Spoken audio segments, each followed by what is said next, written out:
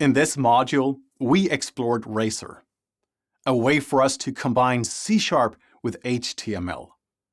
The Razor View Engine will look at our code and translate that into HTML by server-side rendering all of that HTML before it's outputted to the user.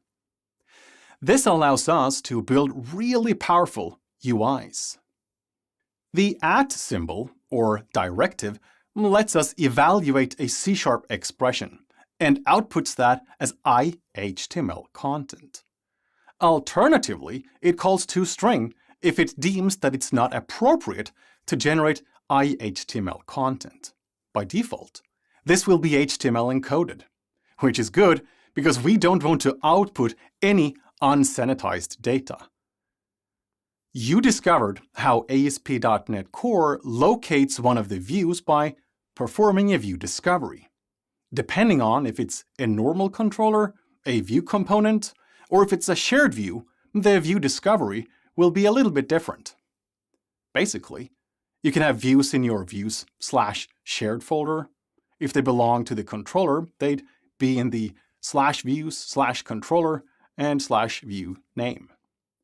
You can very easily create reusable views by either introducing view components that acts as an isolated portion and has its own view, and you could also use dependency injection for the view component. Or you can use partial views to define how portions of a view should be rendered.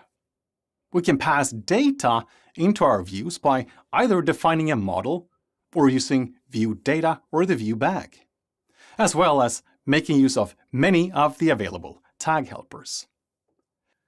Tag helpers, such as the form tag helper, will generate a form that performs a post against a specific action in a controller, and it will then also add the anti-forgery token. These different tag helpers are extremely powerful. Later in the course, we'll discover the cache tag helper and some other tag helpers as well.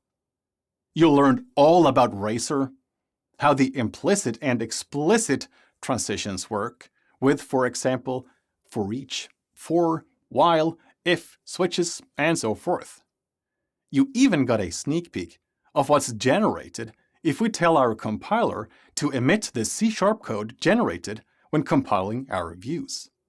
This will let us explore exactly what's generated from a CS/HTML file.